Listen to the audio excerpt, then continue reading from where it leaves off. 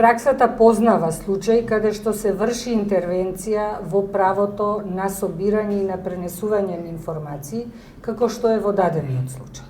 Секој случај е сам по себе и ова што вие спомнавте, казната како казна, е дел од интервенцијата во ова право. Меѓутоа, со оглед на тоа да ова право не е апсолутно право, со оглед да ова право подлежи на одредени рестрикции, меѓу кои и казните се дел од тие рестрикции, казната треба во тој дел и така да се оценува. Прво треба да се оценува дали е таа законита.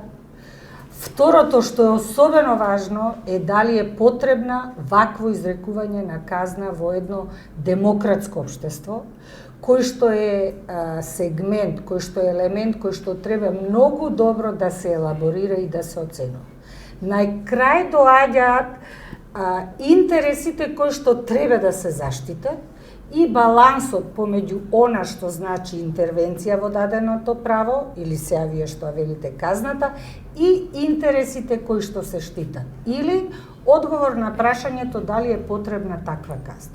Ако ме прашате за праксата на судот во Страсбург, можам да ви кажам дека ваквите казни во состојба каде што е утврдено дека не било потребно интервенирање во едно неопходно демократско општество, биле оценувани како високи казни и заради таквите казни се утврдувало дека постои повреда на членот 10 од Европската конвенција за човекови права.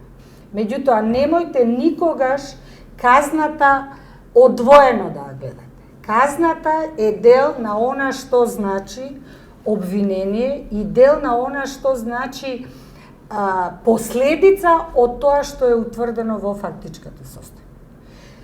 Денеска ние не можеме да коментираме фактичката состојба заради тоа што многу работи се пренесоа, многу работи се кажаа, меѓутоа што е она доказ, што е она вистинско, правилно утврдување на фактичка состојба, ќе утврдиме дури кој ќе го видиме текстот на пресудата.